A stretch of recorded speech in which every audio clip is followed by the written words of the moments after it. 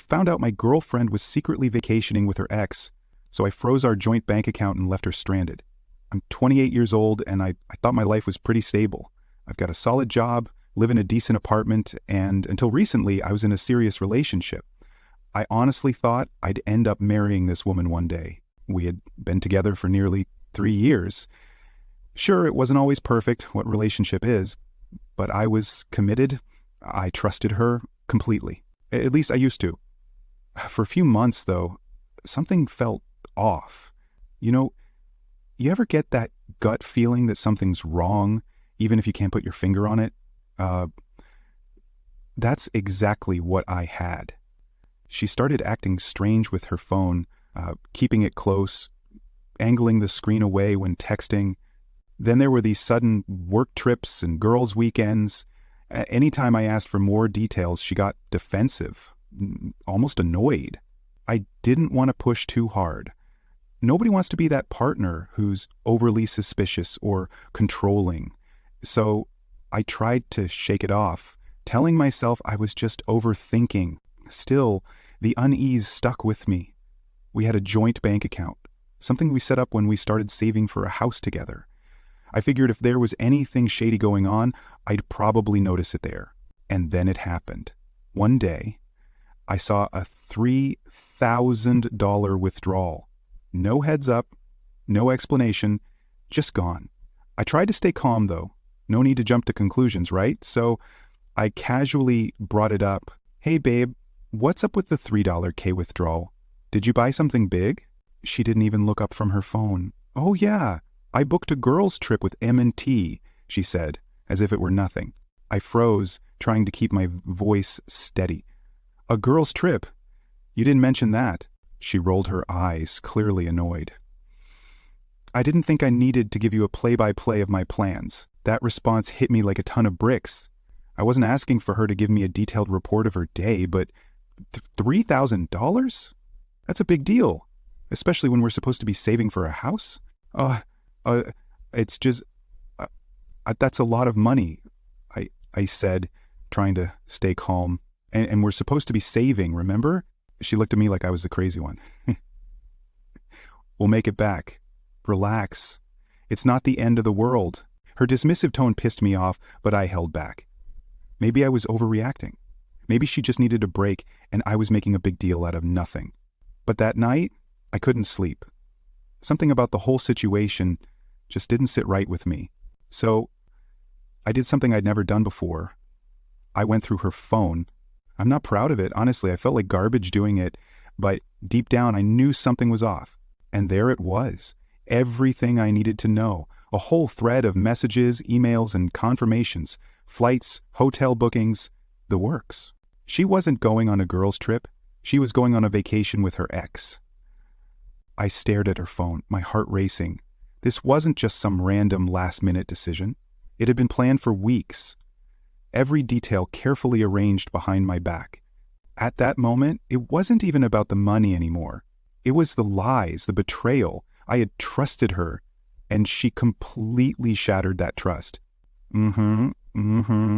Yeah, completely. And just the emotion that she put. I could have confronted her right away, but something in me snapped. I wanted her to feel the same gut punch I was feeling. So I waited. I acted like nothing was wrong, pretending I didn't know a thing.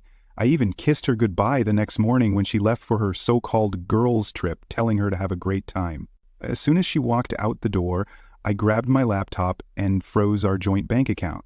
I wasn't thinking about whether it was the right thing to do. I was hurt, and I wanted her to feel that hurt too. If she was going to betray me like this, she wasn't going to get away with it quietly. A few hours later, my phone rang. It was her. "What the hell did you do?" she screamed the second I answered. I leaned back in my chair, fighting to keep the satisfaction out of my voice. "What are you talking about? My card's getting declined everywhere. What did you do to the account?" "Oh, I froze it," I said, keeping my tone calm and cold. "Seemed like the least I could do after finding out about your vacation with your ex." Silence. I could hear her breathing on the other end of the line, followed by her inevitable excuses. It's not what you think." "Cut the crap," I interrupted. I read everything. The emails, the texts. You lied to me. You planned this whole thing behind my back. She fumbled over her words, scrambling to come up with an excuse, but no excuse could fix what she'd done. I didn't even let her finish. "What?" I asked, my voice sharper than I intended. Why would you do this? If you wanted to be with him, why didn't you just leave me?" "I didn't want to hurt you," she started. And that's when I laughed. A cold, bitter laugh that didn't even sound like me. "You didn't want to hurt me, so instead you lied to me, stole our money, and went on vacation with your ex? That was your brilliant way of not hurting me?" There was a pause before her tone shifted. The guilt act was gone, replaced by defensiveness. "You know what? Maybe if you weren't so obsessed with saving for that stupid house, I wouldn't have had to do this. You've been so focused on the future that you forgot about me." I stared at the phone, stunned. She was actually trying to make this my fault. "What the hell are you talking about? You couldn't have talked to me, told me how you were feeling instead of sneaking around behind my back?" She sighed, exasperated, like I was the one being unreasonable. "You just don't get it. You just don't get it. I needed space. I needed time away to think." "With him?" I shot back. "You needed space from me. With your ex? How does that even make sense?" "He's just a friend," she snapped. "You're blowing this way out of proportion." I clenched my jaw, fighting to stay calm. "Right, just a friend. That's why you lied. That's why you hid everything. That's why you used our money to make it happen." She didn't respond. I could almost hear her thinking, trying to come up with some way to twist this around. But I was done. "We're over," I said, breaking the silence. "What? You're breaking up with me? Over this?" she asked, sounding genuinely shocked. "You've got some nerve acting surprised," I replied coldly. "You lied to me. You used our money to go on a secret trip with your ex. What did you think was going to happen?" "You can't just leave me stranded here," she yelled, panic creeping into her voice. "How am I supposed to get home?" In that moment, I felt nothing, no sympathy, no guilt, just cold, hard clarity. No, my problem," I said. You made your choices. Now deal with the consequences." And with that, I hung up.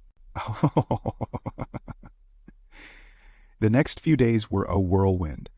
I moved out of the apartment, took my name off the lease, and canceled every bill that was in my name. I blocked her on everything: phone, social media, email.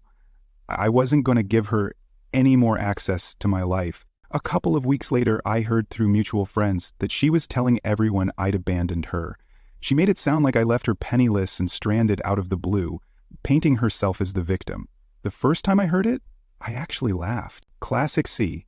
She always knew how to twist a story to make herself look innocent, but I wasn't about to let her rewrite the narrative. When people asked, I told them the truth.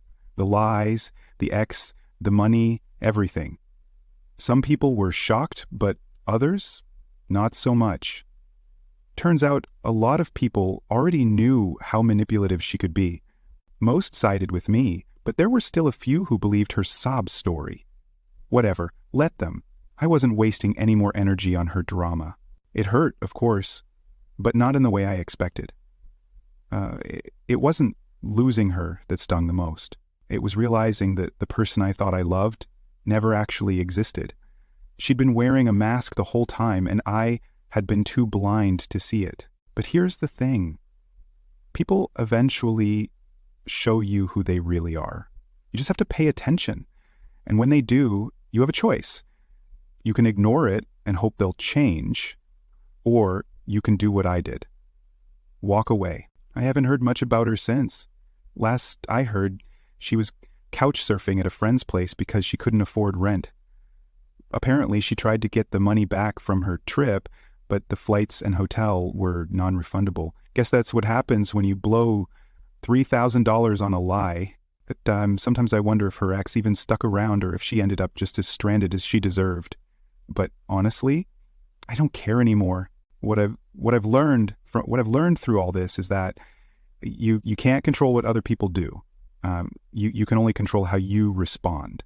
And when someone shows you their true colors, when they lie, cheat, and manipulate, you have to be willing to walk away, no matter how much it hurts in the moment.